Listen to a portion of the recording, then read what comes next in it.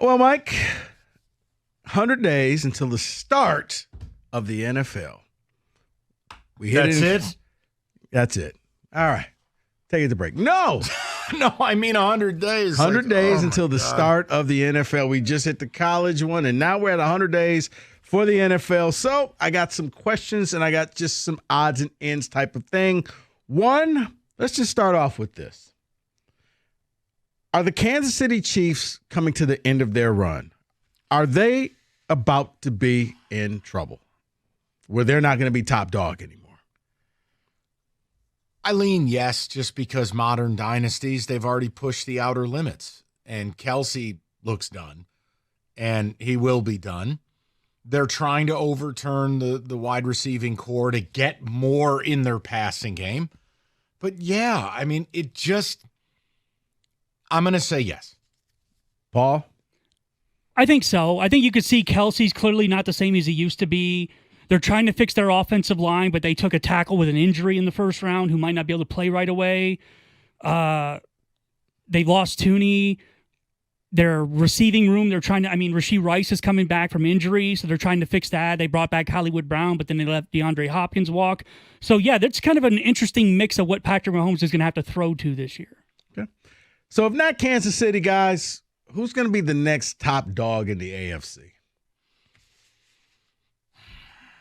I hesitate to say the Bills or the Ravens, but it would have to be one of those two. You got two quarterbacks that are unicorns in their prime, height of their powers, and if Kansas City is anything other than playing at, elite level, it would have to be them.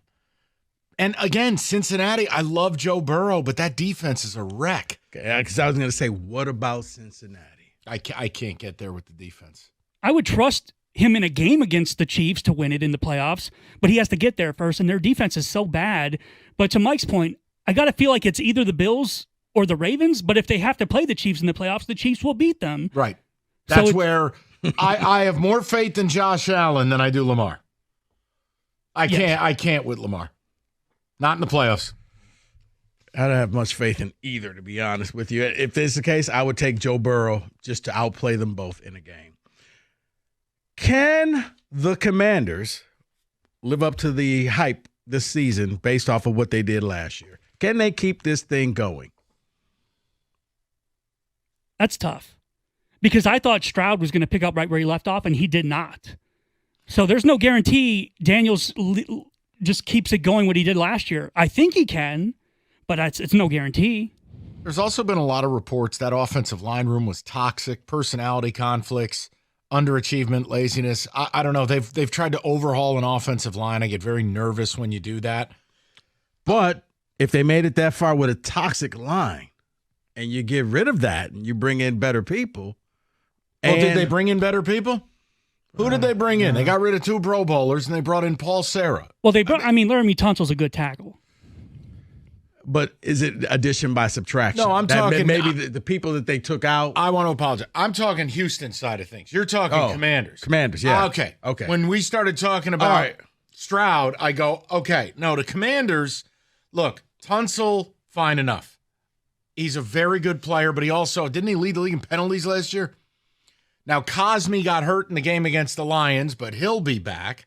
And they drafted a guy. So I'm good with the Commanders. The Texans, my issue is you got rid of 2 Pro Bowl linemen. Yes. And I'm going, what's the plan there for my man CJ? And the wide receivers, exactly. And Tank Dell will be back in 10 days, right? Yeah. And Shout out David. What also helps out the Commanders is the fact that nobody ever repeats for the NFC East. True. So this may be their year. Along with that, we kind of touched upon this, but how will the NFC North pan out?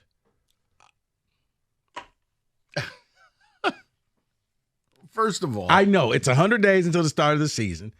This isn't a receipt section, but I have major questions about every team. But they're all good. That's the difference. It's not like, oh, well, Tennessee plays here and they're terrible. The Bears have a question of new coach. Mm-hmm. Anytime you get a new coach, that's one. Minnesota, it's JJ. Green Bay, it's Love, the receivers, and do they have a pass rush? The Lions, it's new coordinators, both sides of the ball. And defensively, what do we have? Is the secondary going to get better at the corner spot? Yes, DJ Reed will help them. Is Terrion Arnold good?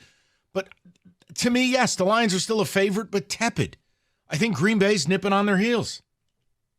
Yeah, I agree with Mike. I think the Lions still are the favorite.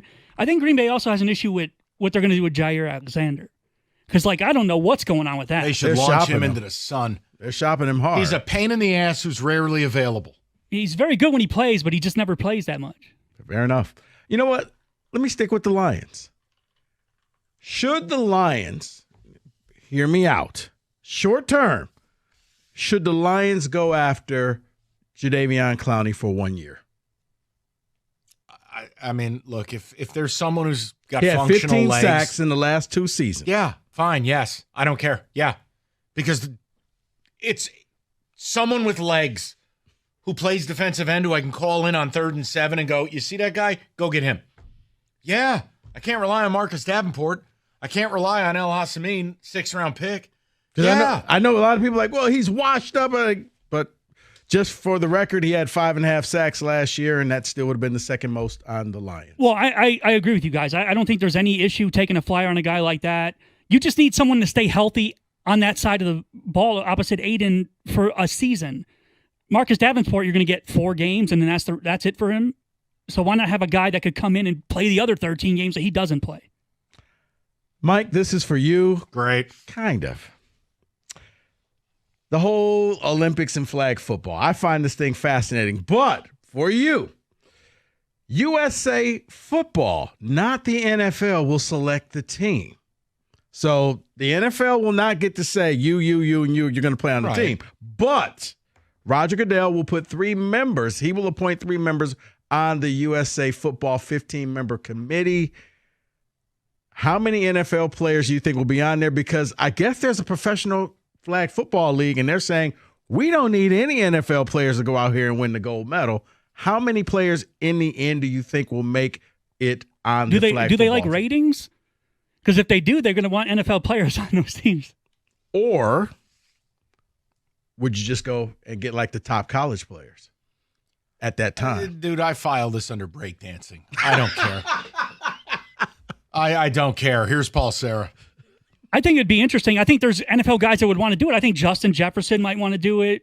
Jamar Chase might want to do it. I mean, I saw a commercial where the Lions' own Brian Branch was like, yeah, I want to be on the team. Like, for them, like for fans, it makes no sense because the only thing you could do is go out there and get injured. But, yeah, you're right. A lot of players, NFL players, are going to be begging to get on this team. Well, yeah, because how else did they get a gold medal? All the other pro sports get a chance at gold medals. They don't, and now they do have a chance at it. I mean, I got to feel like this is, if you don't get the gold medal, just don't come back home.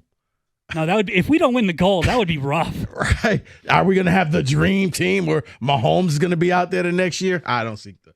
All right. Should the Steelers just shift their focus to Kirk Cousins? I'd say yes. I don't want to deal with Aaron Rodgers. And I'm not convinced Aaron Rodgers is better than Kirk Cousins headed into next year unless he's on a loaded team. Like, if I put Aaron Rodgers on Minnesota, it's a different conversation. Pittsburgh? Acquisition cost, lack of drama, like it all factors in. I'd probably just take Cousins for the year. They're not gonna be a good football team regardless. Paul, I wouldn't want Aaron Rodgers in my facility. I wouldn't want him either, and I'm kind of surprised the Steelers want him. That just shows you how desperate they must be. And I also kind of feel like it shows you how desperate he has to be to want to go to the Steelers because there's no way he's going to be able to do in Pittsburgh what he did with New York, where basically he's the de facto player GM.